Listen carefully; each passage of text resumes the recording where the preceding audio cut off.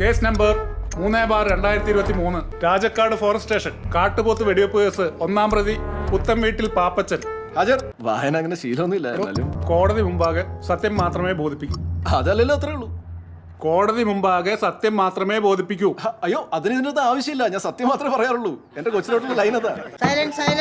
Indian ഭരണഘടനയാ. Pappachan കൈവച്ചങ്ങ് പറഞ്ഞു വെച്ചാ മതി. അത് ഇതാണോ? കോടതി മുമ്പാകെ സത്യം മാത്രമേ ബോധിപ്പിക്കൂ. പോരെ? അല്ല, ഇതാരെ പോളി വക്കീലോ? അതെ മാഡം. കണ്ടിട്ട് കുറെ കാലം ആയല്ലോ. കൃഷിയും പരിപാടിയൊക്കെ അങ്ങ് വിട്ടോ? തൽക്കാലം വിട്ടു മാഡം. നല്ലൊരു കേസ് കൈ കിട്ടിയപ്പോ ഈ വാഴ നനയ്ക്കലും വളവിടലും ഒക്കെ അതിഥി തൊഴിലാളികളെ ഏൽപ്പിച്ചു. ഇപ്പൊ അവരാ ബെസ്റ്റ്.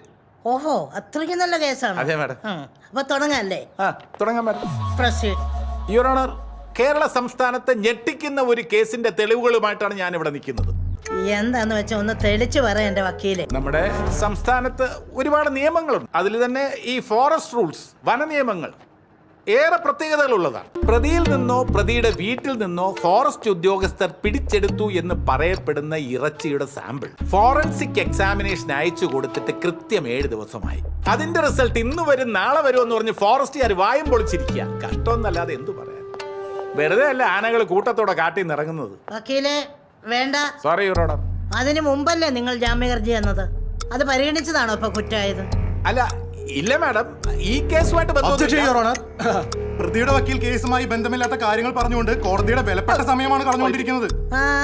ധാരാളം സമയമുണ്ട്. തൽക്കാലം അവിടെ ഇരിക്കേ.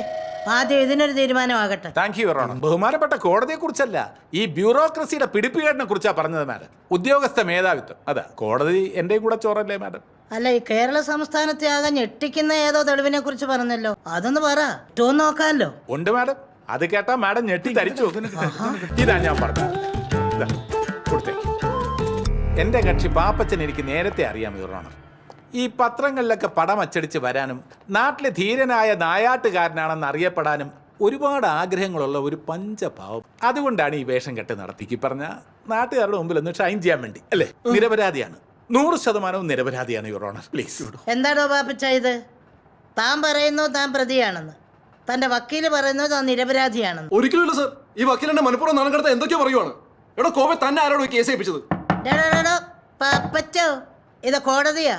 മാഡം, ഞാൻ മാഡത്തിന്റെ മുന്നിൽ ഹാജരാക്കിയത് ഈ പ്രോസിക്യൂഷൻ പറഞ്ഞ കണ്ടാൽ തിരിച്ചറിയാവുന്ന 60ഓളം പ്രതികൾ അവര് കഴിച്ച അതേ ഇറച്ചിയുടെ, എരുമ ഇറച്ചിയുടെ ഫോറൻസിക് പരിശോധനാ ഫലമാണ്. അതെ മാഡം.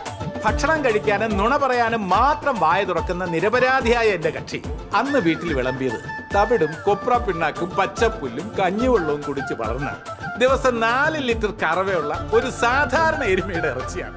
കോടതി, ഇത് നുണയാണ്, പച്ചക്കള്ളം. ആ ബുക്കിംഗ് കൊടുത്തേ, അതിൽ കൈ വെച്ച് പറ. അതിന്റെ ആവശ്യമൊന്നുമില്ല. മാഡത്തിന് എന്നെ എത്രയോ കൊല്ലമായിട്ട് അറിയാം.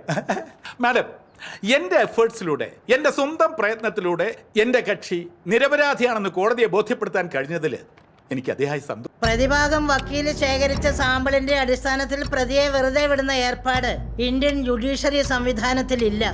വക്കീലിനും അറിയാവുന്നതല്ല. റിസൾട്ട് വരട്ടെ, അതുവരെ ജാമ്യത്തിൽ പൊക്കോട്ടെ. കോടതി, ഒരു കാര്യം ചോദിച്ചോട്ടെ? ചോദിക്കേ. എന്നെ വെറുതെ ഇവിടെ ഇരിക്കാൻ പറ്റുമോ?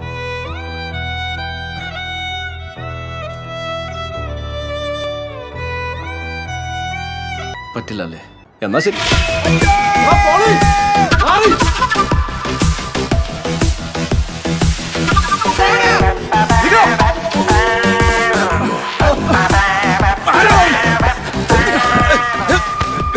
ഞാൻ കാട്ടിക്കയറി ഉപയോഗിച്ചത് എരുമയാണെന്ന് നിന്നോടാണ് പറഞ്ഞത്. വെടിവെച്ച് നിന്റെ തന്ത തന്നെയാ പറഞ്ഞത് അത് കാട്ടുപോത്തിന്റെ ഇറച്ചി അല്ലെന്ന്. അങ്ങനെ കൊടുക്കേണ്ട വല്ല കാര്യം ഉണ്ടായിരുന്നു? നിന്റെ തന്തക്കല്ലാതെ വേറെ ആർക്കാണ് അറിയാവുന്നത് കാട്ടുപോത്തിന്റെ ഇറച്ചിയെ കുറിച്ചൊക്കെ?